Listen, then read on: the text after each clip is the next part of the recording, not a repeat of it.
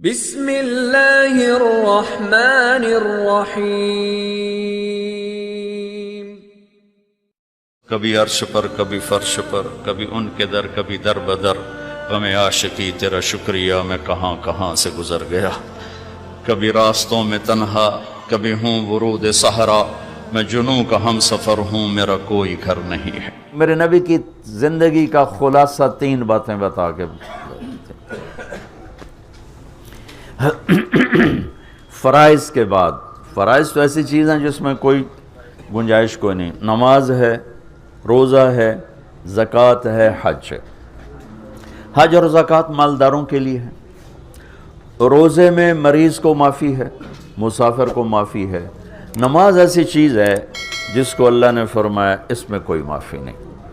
1439 ہجری ہے، 1439 سال میں اگر کسی کو نماز کے لیے گنجائش نظر آتی ہے تاریخ پڑھنے کے بعد، تو وہ کربلا میں میرے نبی کے نواسے اور ان کی اولاد کو نظر آتی کہ تاریخ نے اتنا بڑا ظلم بھی نہیں دیکھا اور اتنا بڑا مظلوم بھی نہیں دیکھا۔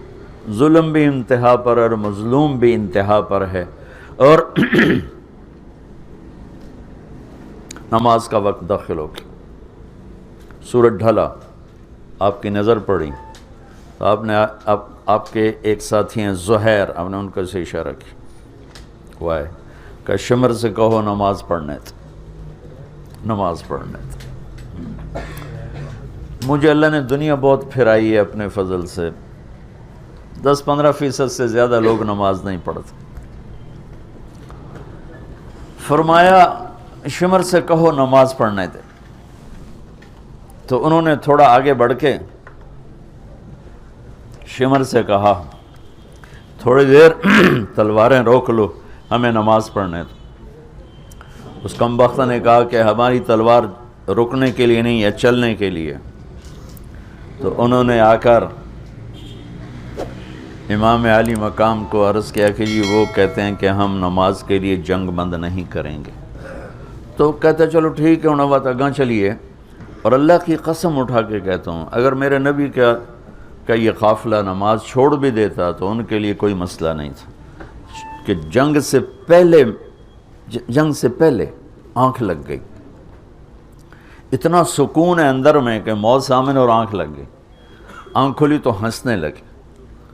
تو زینب بہن نے پوچھا یہ ہنسنے کا کون سا موقع ہے؟ فرمانے لگے ابھی آنکھ لگی ہے تو اللہ کے نبی کو دیکھا ہے، کہہ رہے ہیں بیٹا میں لینے کے لیے آ گیا ہوں، استقبال کے لیے میں آ گیا ہوں۔ تو اگر یہ ایک نماز چھوڑ دیتے تو کیا مسئلہ تھا؟ اور ان کو جنت کی سرداری ملی ہوئی ہے، جنت نہیں ملی، جنت کی سرداری ملی ہے۔ میرے نبی نے فرمایا حسن حسین جنت کے نوجوانوں کے سردار ہیں، ابھی ماں کا دودھ پیتے تھے اور یہ مل گیا تھا۔ یہ نہیں کہ زہر میں شہید ہوں گے تو سرداری مل جائے گی اور کربلا میں سر کٹے گا تو سرداری مل جائے گی، ایک زہر سے تڑپ گئے، ایک سر کٹوا کے نیزے پہ چڑھ گئے، نہیں، ابھی ماں کا دودھ چل رہا ہے۔ اور آپ نے کہا ایک فرشتہ آیا ہے اور مجھے خبر دے کر گیا ہے کہ میرے یہ دونوں بیٹے جنت کے نوجوانوں کے سردار ہیں۔ حسن پیدا ہوئے، آپ نے علی سے پوچھا کیا نام رکھا ہے؟ کہنے لگے جی حرب، حرب کہتے ہیں لڑائی لڑنے والا۔ آپ نے کہا نہیں، اس کا نام ہے حسن۔ پھر حسین پیدا ہوئے، آپ نے پوچھا علی کیا نام رکھا ہے؟ ان کا جی حرب، علی تو میدان کے شاہ سوار تھے، اسی سے انہوں نے نام رکھا حرب۔ کہا نہیں، اس کا نام ہے حسین۔ پھر کیا فرمایا کہ جب سے آدم کی اولاد چلی ہے یہ 2 نام اللہ نے کسی کو نہیں دیے، یہ پہلی دفعہ میرے بچوں کے لیے نام آ رہے ہیں، اللہ نے سنبھال کے رکھے تھے میرے بچوں کے لیے۔ اور آپ ان کو کبھی کہتے ہیں میرے جنت کے پھول، میری جنت کی ٹہنیاں، میرے جگر کے ٹکڑے، میری آنکھوں کی ٹھنڈک، اتنے ان کو نام دیتے تھے، وقت نکال کر ان کے ساتھ کھیلتے تھے۔ روزانہ اتنے بڑے نبی ہو کر اتنی بڑی ذمہ داریاں، اور روزانہ ان کو ٹائم دے کر ان کے ساتھ بیٹھنا کھیلنا، ان کے لیے گھٹنے اور ہاتھ زمین پہ ٹکا دیتے، اور دونوں بچوں کو کمر پہ بٹھا کے کہتے ہو اپنی سواری پہ چڑھ جاؤ، پھر کمرے میں چکر لگاتے ایسے، اور پھر ان کو یوں کر کے کہتے تمہارا اونٹ کیسا ہے؟ تو تمہارا اونٹ کیسا ہے، کیف مطیتکما، اور پھر دونوں کو اتار دیتے اور زینب کو بٹھاتے اور پھر پورا کمرے میں چکر لگاتے اور ان کو کھلاتے کھلاتے کھلاتے. اتنی بڑی یہ ہستیاں ہیں. یہ تو یزید کے ہاتھ میں بیعت بھی کر لیتے تو ان کی جنت میں کوئی نقصان نہیں تھا جان بچانے کے لیے، لیکن یہ وہ گھر نہیں ہے جو جان بچانے کے لیے ایمان کے سودے کرے. امت کو پیغام دینا تھا کہ نماز نہیں چھوٹ سکتی، نماز نہیں چھوٹ سکتی، کتنی ہی مصروفیت ہو نماز نہیں چھوٹ سکتی ہے. کہنے لگے جی وہ تو نہیں اجازت دے رہے. کہا اچھا ٹھیک ہے، آدھے ان کے ساتھ جنگ کرو، آدھے نماز پڑھو. 1439 سال کی وہ نماز ہے، نہ پہلے پڑھی گئی نہ بعد میں پڑھی جائے گی. نہ ایسی نماز زمین نے دیکھی، نہ آسمان نے دیکھی، نہ فرشتوں نے دیکھی کہ سبحان اللہ اپنے خون سے وضو کیا یا کربلا کی مٹی سے تیمم کیا، لیکن سجدے میں سر رکھ کے بتایا کہ یا اللہ تو راضی ہے تو ہم بھی راضی. نماز تو ایک ایسی چیز ہے جس میں گنجائش کوئی نہیں. سب بھائیوں سے کہتا ہوں، دکھ سے کہتا ہوں کہ ایسے نماز یوں گھٹتی آتی ہے. سرحد میں بہت زیادہ نمازی ہیں، پنجاب آ جاؤ اس سے کم ہو جاتے ہیں، سندھ میں آ جاؤ اس سے کم ہو جاتے ہیں، بلوچستان میں چلے جاؤ اس سے کم ہو جاتے ہیں. یہ میں سارا ملک پھر کے آپ کو زندگی گزر گئی میری پھرنے میں ہی گزر گئی. تو اللہ ہم سب کو یہ دولت دے دے کہ ہمارا سجدہ قضا نہ ہو، نماز قضا نہ ہو. اس کے بعد 3 چیزیں صرف آپ کو بتا رہا ہوں، صرف 3 چیز. میرے نبی وضو فرما رہے تھے تو صحابہ نیچے ہو کر آپ کا پانی یوں لے رہے تھے، اور کوئی پی رہا ہے، کوئی منہ پہ، کوئی ہاتھوں پہ، کوئی سینے پر. تو آپ نے فرمایا یہ کیوں کر رہے ہو؟ ما یحملکم علی ھذا، یہ تم لوگ کیوں کر رہے ہو؟ میرے وضو کا پانی گرنے نہیں دے رہے. کہنے کہ حبا للہ ولرسول، کہ یا رسول اللہ آپ کے اور آپ کے رب کی محبت میں کر رہے ہیں. تو آپ نے فرمایا ٹھیک ہے، لیکن میں تمہیں بتاؤں سچی محبت کرنے والا کون ہوتا ہے؟ میں تمہیں بتاؤں کہ سچی محبت کرنے والا کون ہوتا ہے، اس کی کیا نشانی ہے. اور وہ ہوتا ہے جس سے میں اور میرا رب بھی پیار کرتے ہیں. صرف وہ ہم سے پیار نہیں کرتا، بلکہ میں بھی اس سے پیار کرتا ہوں اور میرا رب بھی اس سے پیار کرتا ہے. میں کسی سے پیار کروں وہ مجھ سے نہ کرے، ہوتا رہتا ہے. کوئی مجھ سے پیار کرے میں اس سے نہ کروں، یہ ہوتا رہتا ہے. یہاں میرے نبی ایک ایسی چیز بتانے لگے ہیں کہ دیکھو میں تمہیں وہ چیز بتانے لگا ہوں، اگر کر لو گے تو میں اور میرا رب بھی تم سے پیار کریں گے اور تم بھی ہم سے پیار کرنے والے شمار کیے جاؤ گے. انہوں نے کہا جی کیا ہے؟ تو آپ نے کوئی 50 چیزیں نہیں بتائیں، صرف 3 چیزیں بتائیں. اپنی امت پہ شفقت، محبت.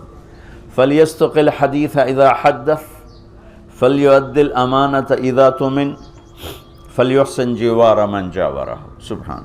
کہ اگر مجھ سے اور میرے رب سے محبت کا دعویٰ ہے تو سچ بولنا پڑے گا، جھوٹ نہیں بولنا.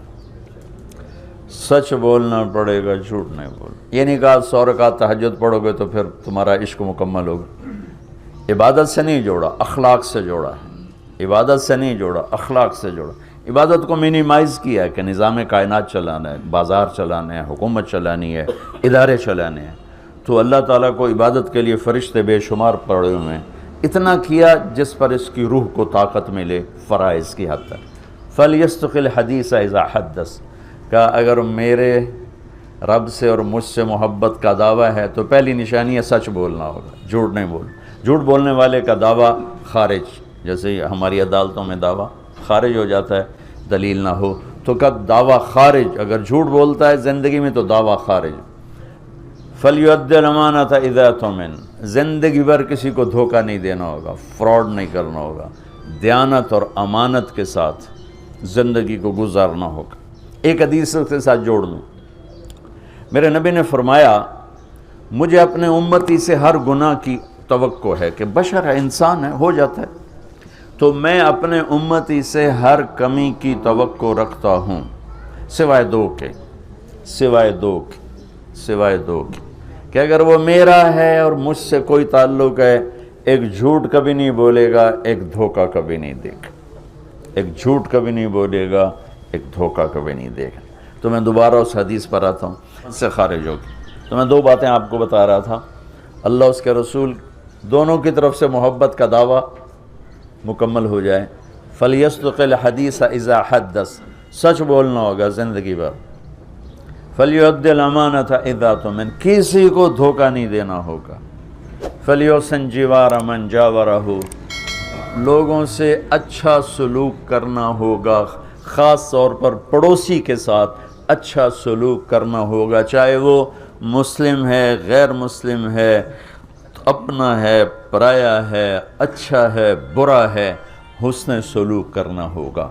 تو اس حسن سلوک اور سچائی اور دیانتداری، ان تین چیزوں کے ساتھ آپ سیاست کرو، آپ تبلیغ کرو، آپ تجارت کرو، آپ حکومت کرو، آپ مزدوری کرو، آپ اللہ اس کے رسول کے محبوب ہیں اور اللہ اس کا رسول بھی آپ سے پیار کریں۔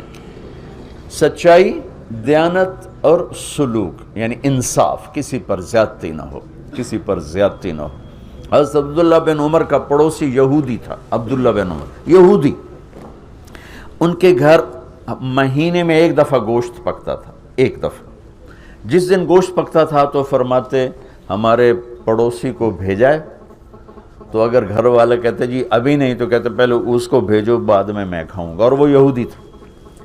امام ابو حنیفہ رحمۃ اللہ علیہ کے پڑوس میں ایک نوجوان شرابی رہتا تھا، وہ رات کو شراب پی لیتا اور شور مچاتا اور کہتا میں بہت بڑا آدمی ہوں، لوگوں نے میری قدر نہیں کی، نشے میں یوں کہتا تھا، اضاعونی وای فتن اضاعوا لیوم کریہۃ وسداد صخر۔ ایک رات پولیس افسر گزر رہا تھا تو اس نے شور سنا تو اس نے گرفتار کر کے جیل میں ڈال دیا کہ بھئی اتنے بڑے عالم کے پاس یہ شور مچا رہا۔ 3-4 دن گزر گئے، اس کا شور سنائی نہیں دیا، تو امام صاحب کہنے لگے وہ ہمارا پڑوسی کہاں گیا؟ کہا جو تو پولیس پکڑ کے لے گئی۔ کیوں لے گئی؟ کہ وہ شراب کے نشے میں شور مچا رہا تھا، تو انہوں نے آپ کی وجہ سے اس کو پکڑ کے ڈال دیا۔ صبح کا انتظار نہیں کیا، اسی وقت اٹھے اور اس پولیس افسر کے گھر پہنچ گئے، بھائی وہ میرے پڑوسی کو چھوڑ دو۔ کہا جی میں نے تو آپ کی وجہ سے پکڑا ہے، آپ اتنے بڑے عالم ہیں، آپ علمی کام کرتے ہیں، آپ کو میں خلل ڈالتا ہے۔ کہا نہیں بھائی تو میری وجہ سے پکڑا ہے تو میری وجہ سے چھوڑ دے۔ کہا جی میں چھوڑ دیتا ہوں۔ اس کو جیل سے نکال کر لائے، کہنے لگے کیوں بھائی تم کہا کرتے ہو نا میں بہت بڑا آدمی ہوں پر لوگوں نے میری کوئی قدر نہیں کی، تو میں نے تیری قدر کی ہے کہ نہیں کی؟ کہا حضرت میری بھی آج کے بعد شراب سے توبہ، میں بھی آئندہ کبھی شراب نہیں پیوں گا۔ تو بھائیو ساری زندگی کو 3 چیزوں سے خوبصورت بنا لو۔ عبادات تو میں نے پہلے بتا دی، فرائض کی تو کوئی معافی نہیں۔ ایک سچائی، جس بھی شعبے میں ہو سچ، دیانتداری، جس کام میں ہو دیانتداری، انصاف، حسن سلوک، یہ 3 کام کرنے والا مجھے میرے رب کی قسم کھا کے کہتا ہوں یہ 24 گھنٹے کا نمازی۔ ہم 5 نمازیں پڑھتے ہیں، یہ ہر منٹ نماز پڑھتا ہے، یہ دفتر میں بھی وہی ثواب پاتا ہے، یہ سیاست کی کرسی پر بیٹھ کر، صدارت کی کرسی پر بیٹھ کر، غلہ منڈی میں بیٹھ کر، بکرا منڈی میں بیٹھ کر، کھیت میں ہل چلا کر، اور مسجد میں صف میں سجدے میں سر رکھ کر یہ اللہ سے ایک جیسا اجر پاتا ہے۔ یہ 3 کام اتنے عظیم کام ہیں، سچائی، دیانت، انصاف۔ اس کے الٹ جھوٹ، دھوکہ، ظلم، یہ قوموں کو تباہ کر دیتا ہے۔ کسی بھی قوم کی ہلاکت کے لیے کبھی کوئی سازش کامیاب نہیں ہوتی، وہ اپنے اندر سے ہلاک ہوتے ہیں، اور وہ 3 چیزیں ہیں، جھوٹ، دھوکہ، ظلم و ستم۔ ایک فرد میں ہو، ایک قوم میں ہو، ایک ملک میں ہو، یہ برباد ہو جائیں گے۔ سچائی اور دیانت اور انصاف جس ملک میں، جس قوم میں، جس فرد، جس ادارے میں، اللہ اس کو عزت دے گا، جو سورج کی طرح چمکائے گا چاہے اللہ کا انکار کرتا۔ اور جو جھوٹ، ظلم اور زیادتی کا شکار ہیں وہ راتوں کو تہجد پڑھیں، دن میں روزے رکھے، اللہ ان کو ذلیل کر دے گا۔ تو بھائیو یہ ہمارا خوبصورت دین ہے جو میرے نبی نے ہم تک پہنچایا، اور اللہ تعالیٰ کے فضل و کرم سے آج تک وہ زندہ سلامت ہمارے پاس ہے۔ تو یہ تبلیغ اس کو سیکھنے کی ایک خوبصورت محنت ہے. آپ سب دوستوں سے گزارش ہے، آج سے اجتماع شروع ہو رہا ہے، اس میں بھی تشریف لائیں اور اپنی 24 گھنٹے کی زندگی میں سچ کو زندہ کریں، دیانتداری کو زندہ کریں، حسن سلوک اور اچھے اخلاق کو زندہ کریں، تو اللہ تعالیٰ دنیا بھی بنا دے گا اور اللہ تعالیٰ آخرت بھی بنا دے گا. اور أحب الوفاء بشتى الصور، أحب الوفي الأمين.